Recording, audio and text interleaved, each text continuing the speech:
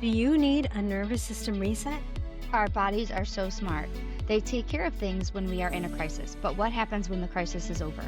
Today, we will start with a review of our call to action, then we will share something that we love, and then we will talk about resetting our nervous system. As a health coach and a wellness coach, we ask the questions so you get the answers. Let's get started as we ask. Wait, what? Hi, Leah. Hi, Kamna. All right. Are we full disclosure saying we didn't do our call to actions because we're recording back to back? Okay. We both we're just continuing what we're doing, and Mm-hmm. we're just going to keep on working on things that are going well, I guess. Yes, but I do have a quick update on something that was a call to action of mine like months ago. Do we have time Okay. to talk about this? Yeah, of All course. right. So probably maybe even 6 months ago, I really wanted to set my coffee up at night so Yeah. that my mornings were smoother, and I did it for a while, and then I can't. I have literally been standing in my kitchen going, "Do the coffee now," and I'm like, "No." Like I have these two peoples on my shoulder going, "Do the coffee, set the coffee up." No, no. But yet every morning I get so aggravated that I didn't do it. So I figured out my hack, you guys. I feel like this is a dumb moment, and I feel like it was something that you said, Kamna, like, why are we doing things at night when that's not our best time? Mm-hmm. So, you guys, all I do is set my coffee up in the morning immediately after it's done. Wow. That Like, is smart. duh, why am I always waiting till at night to set my coffee up for the morning? That's a good question. So we drink the pot of coffee because we still use the pot. And after it cools down and everything, like after it's shut off and all that, while I'm packing my lunch for work, I just set the coffee up for tomorrow morning. It's That's like genius. I can't even every morning so far I've had to look and be like, "Did I really do that? I'm so smart." I can't like what why did it take me 16 years to figure this out? I don't No, understand. but honestly, that's how some things are, is you know it's simpler than we're making it. We make it really complicated. But I think as we grow older and we get wiser and you lean into who you are, what your Yeah. personality is, if you told me to do it in the morning, I'd be like, no way in heck. Right. No way. I do everything at night.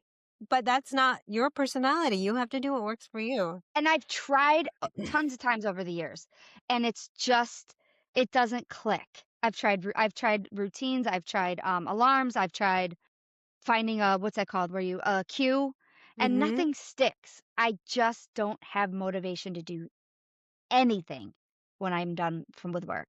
Yeah. Yeah. I get it. You're tired. Same thing with my laundry. I used to say, all right, when I get home from work, I'm gonna do one load of laundry. No, I now do one load of laundry in the morning before I leave for work. And I'm getting it done, and I still have time to put my makeup on and do everything else. Like, I don't Because that's your time. I know, and I think you said it a couple weeks ago, and it might have even been on a call to action group, which, by the way, if you're listening, we have openings in our call to action groups. Just reach out. But you said in one of our group sessions, like, why are we doing things at the time of day? I don't remember what you said. It was so Mhm. smart. What did you say? Probably that is, if you're a night person, don't plan things for the morning. It's not going to work. Right. I know. It's just anyway, so I wanted to share with everybody that you don't have to set your coffee up at night.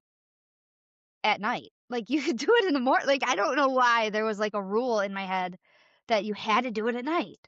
Well, I No. think I would talk myself out of it. I would say, "Oh, the coffee pot is so hot, or it's wet, or it's blah blah blah." But there are all workarounds around all of that, Yeah, it's been fabulous. and you have nice hot coffee I waiting for you. I'm just so happy in the morning. You have no idea. I'm like, oh, Yeah, and your house smells good. it made such a difference in my life. So I hope I can keep it up, but I wanted to share that. I So, believe it. all right, what do Yeah. you love? What do I love? Okay, so I bought this just to sort of try it out. I was a little skeptical, and I'll probably talk about it in our trash talk in a couple weeks, but it's I bought the Kodiak gluten-free Oh, I didn't know they pancake made mix. that. I didn't either, but I saw it on some advertisement for something. I'm like, I'm gonna try this because I really love pancakes, and I don't eat them anymore because it's just There's a no lot of work. nutritional, yeah. Well, and then it's a lot of work to make gluten-free, blah blah blah. Okay, I'll tell you what I did. So I was by myself yesterday, and I had told you I ate a bunch of vegetables for dinner, but then I was Mhm. still a little like I wanted something. So I'm like, I have to try this anyway, so I can report on it. So let me try it. So you're supposed to put egg, milk, and then the mix. Okay, I don't have eggs in my house. I didn't put the Okay. eggs. I Okay. didn't add oil. I just did water. I didn't do the milk. I did water, and I did the pancake mix. And it was fine? They turned out fluffy. They didn't break. They're not as, like, that taste of real flour pancakes, Mhm. but it was good. I Really? wonder if you put an egg, if it would taste better, like, something the egg adds the binding and the Yeah, but I wonder if you could even add, like, a really ripe mashed banana. oh, I'm sure you could. Yeah. I didn't wanna do all that work. I'm Right, like, right. I'm just mixing it up with I water. agree, yeah. I didn't add milk. I had 3 I different love kinds of that. milk in my house. I just had water. Um, and the interesting thing about this is pancakes are always great, pretty much. I did add a lot of butter to the pan when I was making them because I like them crispy. Mhm. But 1/2 cup of this dry mix has 7 grams of protein. Wow. That's without the milk. Right. So if you would have added the milk and an egg, that would have even been more. Yeah, yeah. Wow. I did not add that, but I just thought that's really interesting. It's not a vegan product. It does have eggs in the mix. Okay. It has, it's made from oat flour, brown sugar, tapioca starch, no, some other stuff. What did they taste gluten-free? It tasted a little gluten-free, Yeah. but I'm sure if I did it the way it's supposed to be made, it might have tasted better. Okay. Would you buy it again? Yeah, I would.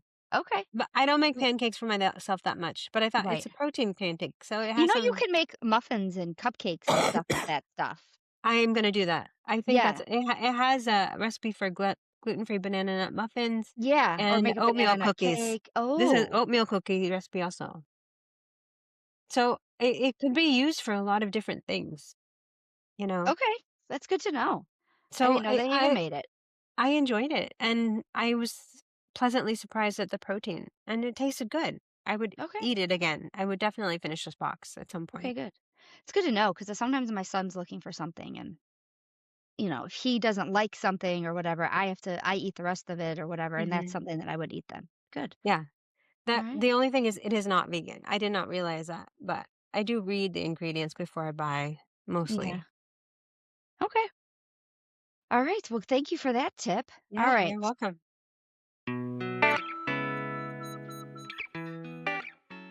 So I'm really curious what you think about today's topic about the nervous system reset. It sounds like something you would hear in a psychologist's office, Yeah. you know? Well, does it okay, so to me, it sounds like an electrical shock. Oh. Like, you're gonna shock me into I don't like, when I think of my nerves, I think of, like, electricity, and I don't know why. Mhm. It's just where my brain goes. I think of, like, you're gonna shock me. And you think of, like, a mental health part of it? Yeah, well, that's Oh where my I god, of always go. course. We're always Mm, so opposite anyway, but yeah. okay. Um, I was the more I researched this, the more I had sort of an epiphany about Okay. myself because at the end of the day, it always comes back to me. Well, and me and everybody else, right? Like, the trick to to this whole thing is not letting other people catch on that it's all about you, right? Yeah, yeah, absolutely. So what I realized is I think in most people could use a nervous system reset in the fact that at current times our lives are so stressful. Uh-huh. There's so much to do. There's always so much work waiting for us. Our phones are distracting us. There's always a list of to-dos that never seems to decrease. Mhm. And on top of that, you add like sudden like a car accident or a parking ticket or whatever you add in the sudden surprises. And you're like, oh my God, I don't have time for this. Mhm. And your brain is already like, stop, stop, stop, stop, stop. Like you're just so crazed. That's not the Mhm. word I mean, but like It's you're a it's little true. Yeah. you're like jittery and hyper and I remember yesterday or day before, I was talking to you and I felt like I was doing some word vomit. I was just, you're like, how are you? And I was like, this is wrong and that's wrong and this is happening and that's happening. And I was complaining about how many things I have to do. And Oh, yeah, but I was, didn't I okay, was, I was not, I felt that way. I was not okay. focused and I had slept so much, but I was still so tired that I came home and I took a nap. There were so many things like that that I was just complaining about. And this is where it got really interesting for me. In researching this topic, I realized that sometimes we complain about what seems like random things, like, I have to go to the bathroom so much more now, or my head's buzzing a little bit, or I feel so jittery. And I even typed into ChatGPT, I can't focus and I'm so bloated. And it's connected to this topic. Oh. And I thought that's really interesting. And then I went to, do I actually have stress in my life? But we Mhm, all have some stress. You mhm, know, for me, I have a trip that's coming up. I have so many things that I need to complete before I leave. I have to think about my regular routine. My stress is palpable right now to me. mhm, I feel it. So mhm, yes, I do have stress. And everybody can say that. Like, you could say, "Oh, my life is so easy. There's no stress," but there is stress. Once you mhm, start talking about it, there is stress. mhm. And worry is a form of stress. Yeah. So you might not feel stressed, but you're worried, or you might not feel the quote unquote stress, but you are upset or whatever. Like all of those all boil down into like that. And it just is just my opinion. Any person who has had a child or adopted a child or is a mother of any sort, you can't wake up and tell me there's no worry or stress in your life because Mhm. there's you just will always worry about them to some degree. Mhm. You know Well, what I and mean? yeah, and the place that I'm in my life, I'm in the sandwich part where Mm, I mean, you I got my kids don't need me the same way, but I still worry about them. And then my parents are aging, so I worry about them. So that worry, I'm like it's in the stress. I'm squished in that and on top of regular life. Right. Don't you love when the doctor's like, "So do you have any stress?" I look at him and like, "Are you effing kidding me? What? That shouldn't even be a question. The question should be, how are you handling your stress? Yes, you're right. The question shouldn't be, so do you have a lot of stress going on? Because if somebody says no, then that's somebody you need to check into. Yeah, yeah. You need to check into them and be like, okay, what's going on? What are you using to numb that stress? Because that's not possible, Good point. right? Good point. Yes. And I we're mean, supposed to be able to handle all of this, but I don't know that we I can mean, you look always. at even I'm gonna just say that I think like we're born this way too. Like I look at the 2-year-olds in my class and some of them are stressed. Mhm. You can tell. Then you, like, fast forward to whatever a like, my kids are teenagers, and there's so much stress, like, Oh, that's the no worst. matter what, there's stress. I mean, I'm sure your kids in their 20s have stress. Mhm. It's just part of it. So I feel like this topic is something that should be taught at preschool. Absolutely. Well, Like, why are we oh, just learning yeah. about it? Why am I just learning about it at 45? I feel like I'm blindsided by this topic as I was about menopause. Like, what? Why hasn't anybody told me all of this stuff? I totally agree.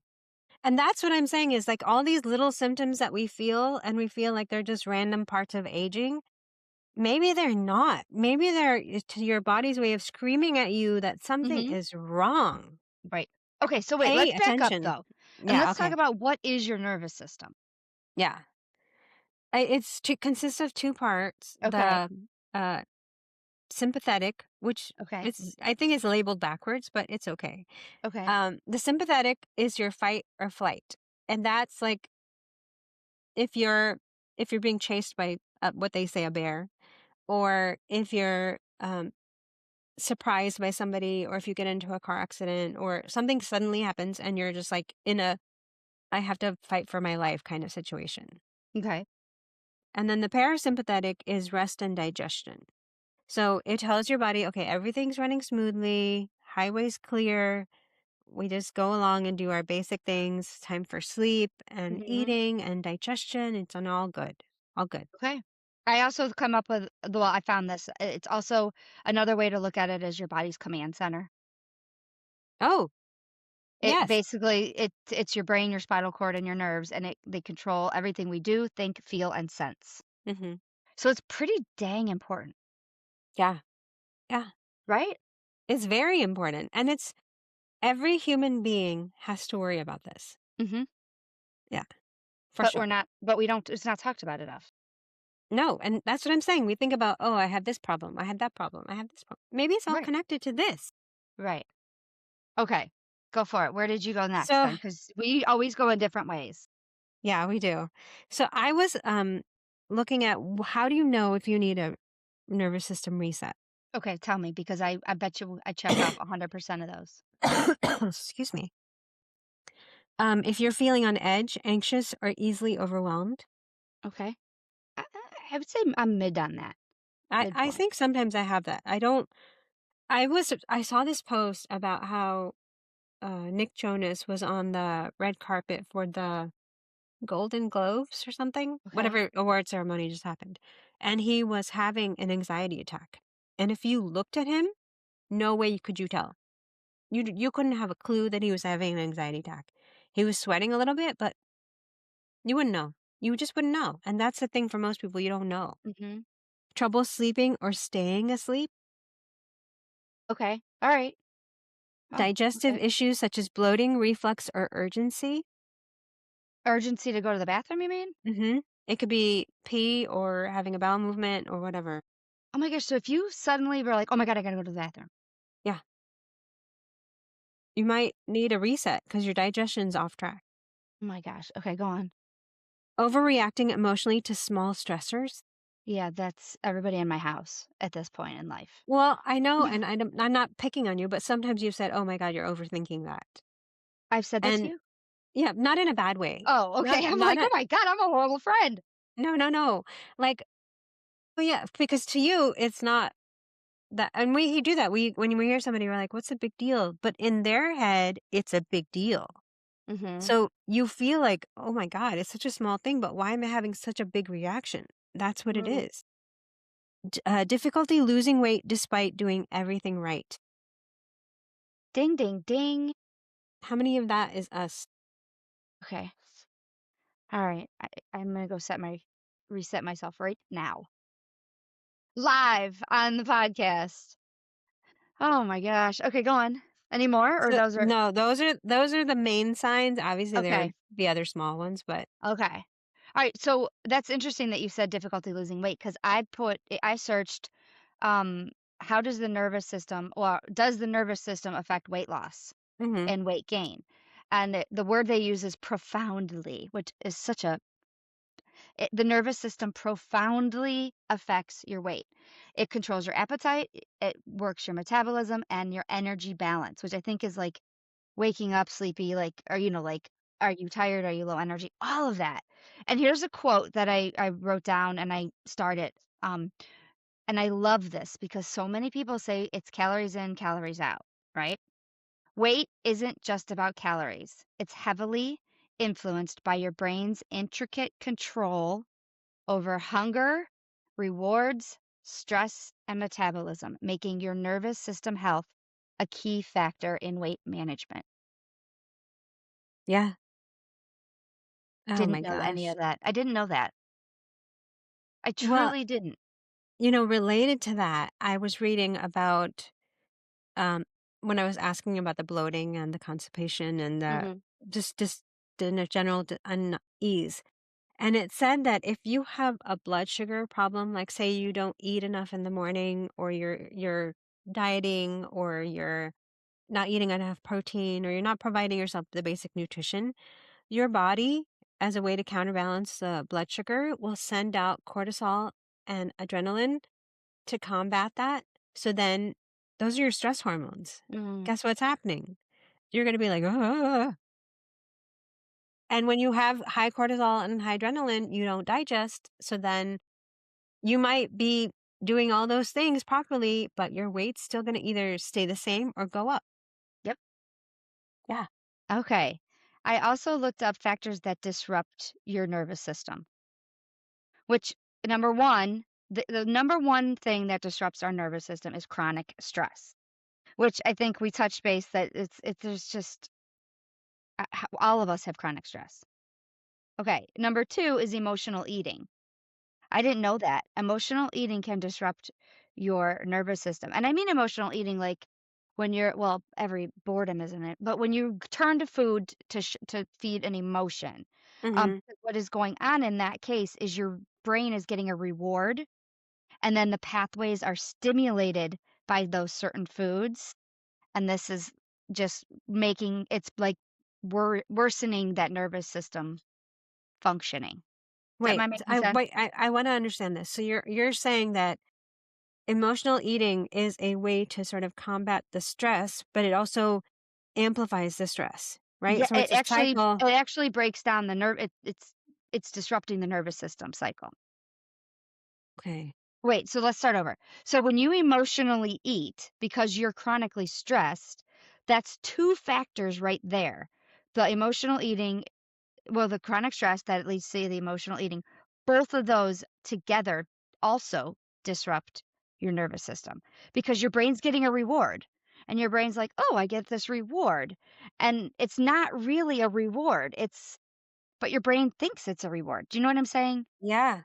So now you're Yeah. disrupting it. You're giving it this crappy food most of the time. I mean, none of us emotionally eat celery. I said that a million times. But like we're eating crappy food and our brain's like, "Oh, you're giving me a reward." And that's not what that's it's not, but that's what's going on. So it's I think breaking the the cycle the other factor or in that is that whatever.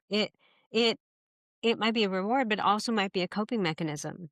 So if Oh, you're overloaded with stress and you're eating because you need a way to sort of deal with the stress, and your body's like converted all of its energy into keeping you alive and none for digestion, your body mhm, might be saying, I need some food here. What's happening? What's going on? right. It may be a way to cope with the stress, but your body doesn't get to digest that food and you feel bloated and you feel gross and you just don't feel Mhm, good. And then you want to eat more because you're like temporarily I had a little boost. mhm. Yeah. Such Oh, it it's gets so okay. complicated. I have 2 it's so common. I have 2 more. One you're gonna have to help me with. The next one is childhood trauma. That Hmm. absolutely disrupts your nervous system.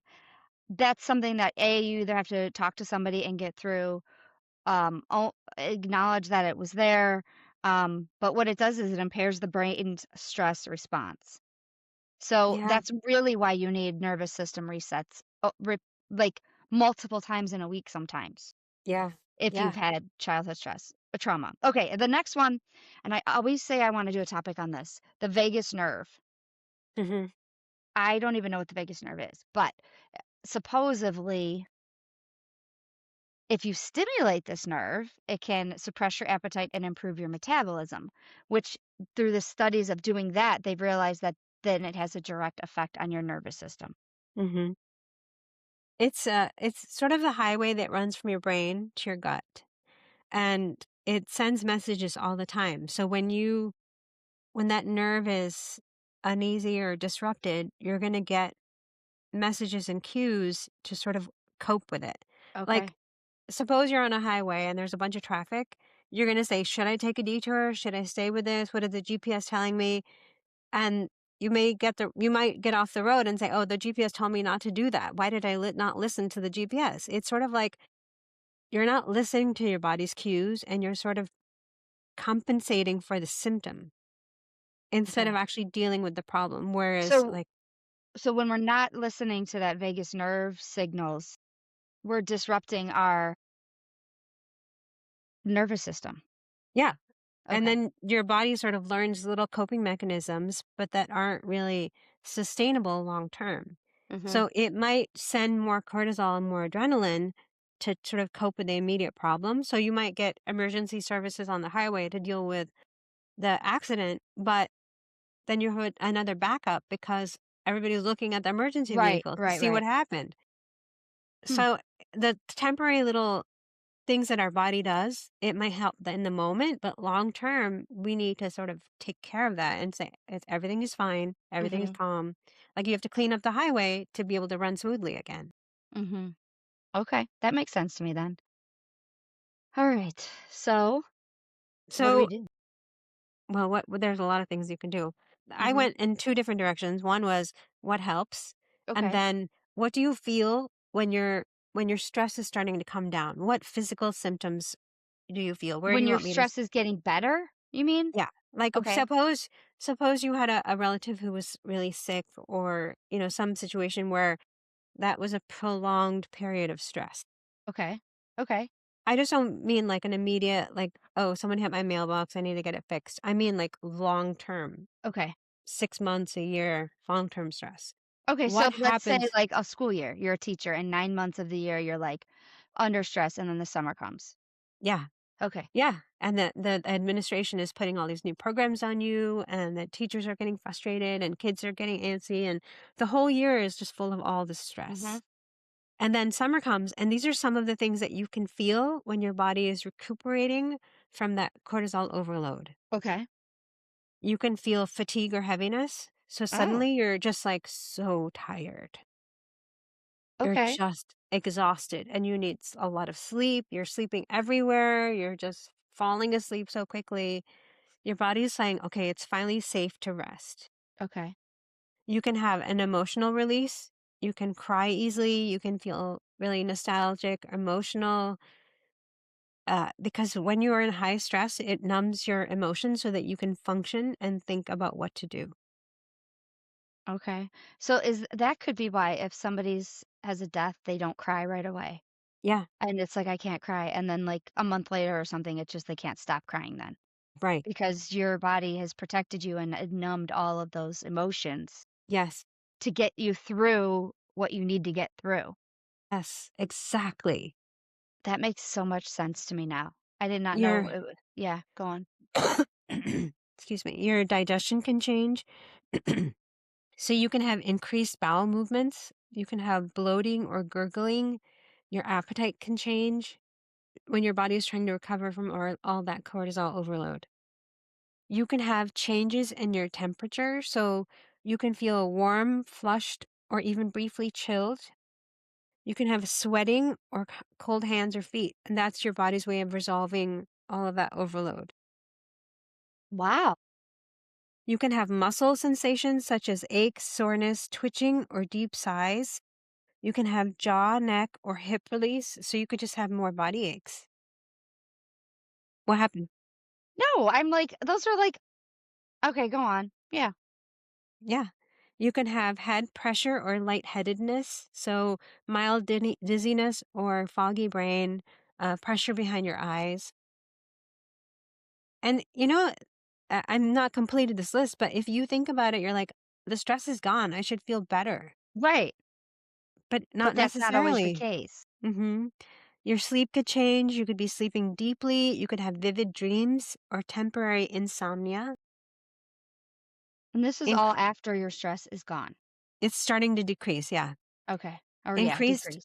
increased awareness. So you're feeling more sensations. You're like hyper alert. You could have noise or light sensitivity. You could have a temporary increase in anxiety. You could have I increased. guess I don't understand. So you're saying that all of these things happen, which is like symptoms of everything from menopause to a heart attack to um like Yeah. like bladder infection, like you know what I mean? Like all of this is like the whole gamut, but that could all be because you were under so much stress and now it's going away. Yeah. The last one was increased urination. So Oh my god, and I was said bladder infection, so boom. yeah, you got to pay attention because you might think, "Oh, I something is really wrong with me because now I don't have stress and those problems are gone, but I Oh, I feel see where you're going with worse." this. Yeah. It's not that something's wrong with you. Your body's sort of doing a reset on its own. So as the cortisol goes down and your normal functions start up again, it's going to feel jarring. It's going to feel weird. Yeah, and I've said that before. I'm like, "What is going on? We're not even I have nothing to be worried about right now." I've literally said that. I have nothing to be stressed about right now, and I've been like that. Mhm. Mhm. I Huh, s- that's fun. I mean, not fun, but it's fun to know that because what I mean by that is, like, I feel smarter knowing that. yeah, well, I think it's when there's a logical reason, you feel some sense of relief.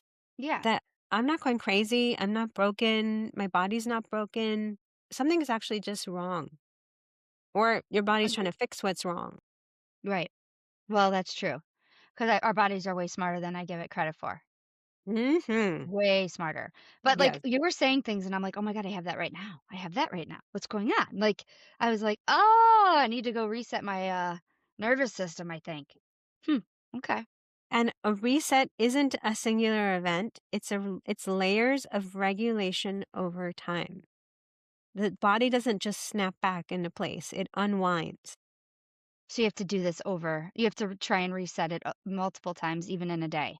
In a day, or just know that it's not going to be like, oh, I feel better. All stress is Mhm. gone. Everything's back to normal. No, no, no, no. Right. You're Okay. unwinding, uncoiling all that stress. Good visualization, the You know, have coil. you ever, this is an analogy that just popped in my brain. Have you ever had a garden Yeah. and you Mhm. have that, what is it called? The chicken wire? The Yeah. thing, the, The the the thing you yeah. put around the fence or whatever it's Yeah. called. What's it called? Yeah. You can use chicken wire, yeah. I know what you're talking about. And when you roll it up and put it away for the season and then you take it out again, you're like, "Oh my god, this is so annoying I because know, it won't uncoil. it won't uncoil, it's all stuck." That's Yeah. how our nervous system is. It has to sort of Mm. uncoil and relax. Okay. That's a great analogy because 'cause I'm like, anything that's coiled up so tightly, it's like, "God, I just want you to lay flat," and you won't. Yeah, Okay. you have to do the work for it. So, I have some I don't know what that noise was, but anyway, I have some very easy things we could do. Oh, I need to know. I know, and they sound fun, some of them. Alright, first one is you can stand against the wall, stand straight as you can, push as hard as you can into the wall for 10 seconds, count to 10, and then release. It tricks your sympathetic system into releasing the fight or flight tension that's stuck, Wow. right? Easy. We could all do that. I could have my kids in class do that. Like, it's super easy, and you're supposed to do it, like, 3 times or more. 10 seconds, and then release. It would also help with your posture too. So, I mean, you got like a Yeah. couple things going there. All right. So that's number one. Number two, and I tried this one today and I think it helped me. I Okay. really do. Um, the sound ooh, EOO for 30 seconds straight. I even set a timer. I said, "Hey Siri, set a timer for 30 seconds." Shoot, she's going to do it. Yeah. And then go voo, voo, Oh, voo, okay. like voo, almost like moo like a cow, but with a V. What this does. This is such a deep "voo" sound that it literally vibrates your vagus nerve from your brainstem down to your stomach. It's like giving your nervous system an internal massage. Oh, You could do this in the car. yeah. I could just be like, "Voo, voo, voo." Like, I could just be "vooing" all day long, and it'll be working. Okay, God. and this is one I think we've talked about, but there's a caveat to it. The breathe in for 4, hold for 4, out for 4. Mhm. But you have to imagine the box because visualization makes your brain focus instead of just going through the motions, which I think everybody has told me that, but nobody's ever said you have to actually visualize the box. Like, that's key. Yeah. I also read that if you should have longer exhales than inhales. Really? Yeah, because you are releasing more of the carbon dioxide and inhaling the oxygen, but you need more release. Okay. I like that one. Okay. I have like a couple more weird ones. Unless you have some you want to No, talk about. mine are normal. I like the weird one. Okay. Touch something cold and then warm. Switch back and forth Oh, 3 times. Your nervous system cannot tell the difference between threats and everyday stress, so temperature changes help reset your body's alarm. wow. So I was thinking about that. I'm like, oh, well, I guess I could run my hands under warm water and then grab some ice, and then warm my hands under warm water again, and then touch the ice. Or so, I'm trying to think of what that would be like, but touch something cold and then warm, switch back and forth 3 times, and then that helps your nervous system. My goodness. Hey, that's easy too. I've also heard, I mean, it's kind of along the same lines as when you're having an anxiety attack to put Hmm. an ice Oh pack yeah, on the you back of told. your neck. Have you ever tried that? No, but I should. It just sounds so I've heard cold. that works too. Maybe Or you told me that. hold the ice pack in your hands. Yeah, I've 'Cause heard that too.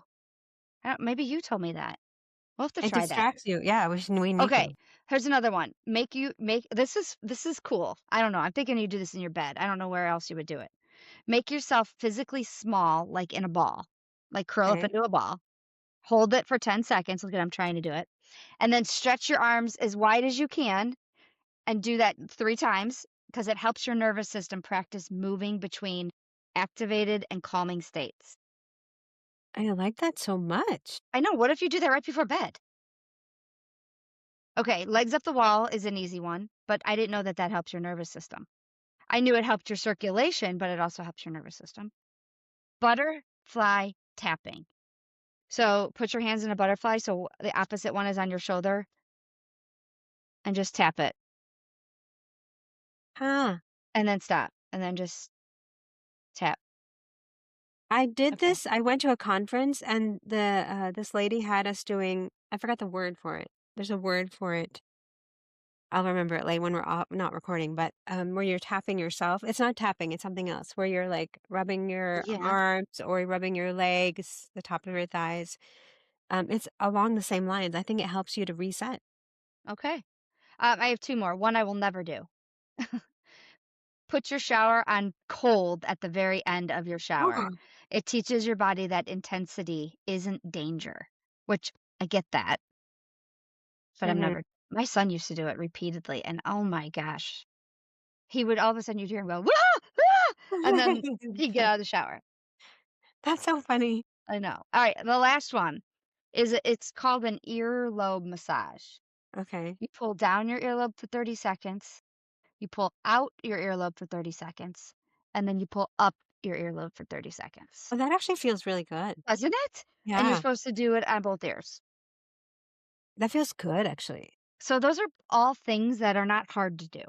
Well, the 2 I can do in the car, the "voo" and then the, The earlobe massage. earlobe you can do in the car, yeah. So, I mean, you can even breathe in for well, you gotta visualize it, but anyway, I thought those were interesting, easy-ish things we can all do.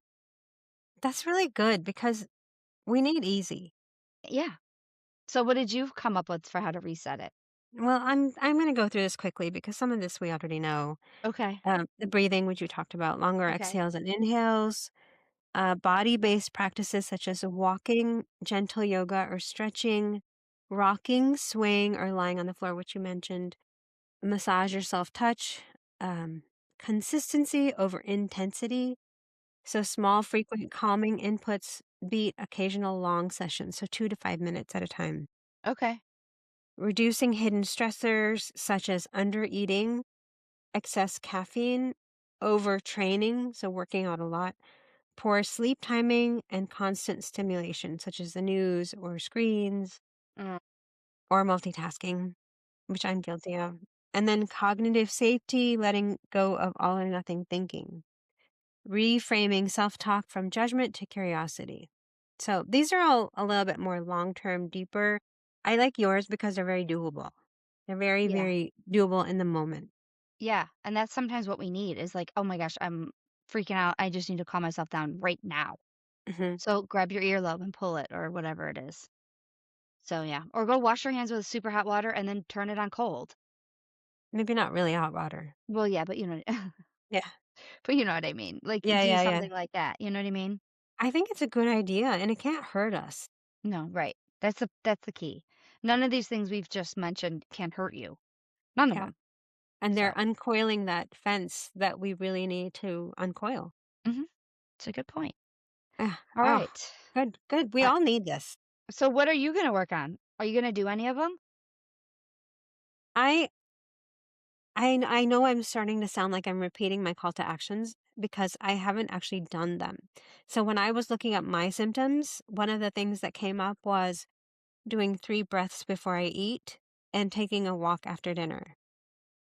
And it could Okay. just be walking around my house, sweeping the Okay. floor. It could just be like simple. It doesn't have to be a big deal. I I'm debating between that and doing a little bit of yoga every day. So what I don't know, what do you think I should do? Okay, so what would you actually do? I think the breathing before I eat. Okay, that's what I was going to tell you you should do, but I'm glad Okay. you said it. I think that that's the most realistic one right now. And also probably the hardest one because 'cause you'll forget. I'll forget, but I really need to do it. I need to Right, switch and my but you're brain just to gonna forget to do it and then be like, "Oh, I didn't do it." So I think mhm, that's the one that would be the most challenging because I feel like after dinner you'll acknowledge it and you either will go, "Alright, I'll go do it," or "I won't," or what was the other one you said you wanted to do? Oh, yoga. yoga. But you have so much going on right now, I think No. it's beneficial and it would help you so much, but I feel like you would just be like, "I don't how did I get I didn't have time." Yeah. Well, to be really honest, I have time. I'm wasting time because I cannot focus. Oh, so maybe you need it. I need it, but I'm not gonna do the yoga, you're right. The most doable is the breathing before I eat. So I need to put a couple of Post-its, maybe, all the places that I might sit to eat. I think that'll be really good. How about you? What are you gonna do? Um, I really wanna try the VU in the car. Oh. I just wanna and I what I wanna do is I wanna, like well, I also am gonna try the physical in the ball thing, and then I wanna just see what that feels like. Um, but I wanna try the VU because I swear this morning when I did it, I was like, "Why do I feel different?" I don't know Mhm, why, maybe it was all in my head, but I think it did help something. mhm. I So I believe wanna it. pay attention to that a little bit closer. So I that's it. like it. I might try the VU also. It's so easy to try, like, why not? You know what I mean? Okay. I wrote it down. Okay. Good. Good suggestions. Thanks, Leah. Alright, we'll see you next week. All right. Bye. We hope you enjoyed today's episode. All the information provided is meant for education and entertainment purposes only. Please consult your physician before making any changes. If you liked this episode, please give us a 5-star review. Also, share this episode with someone who you think would enjoy it. If you have topics you want us to investigate, please message us. Thanks!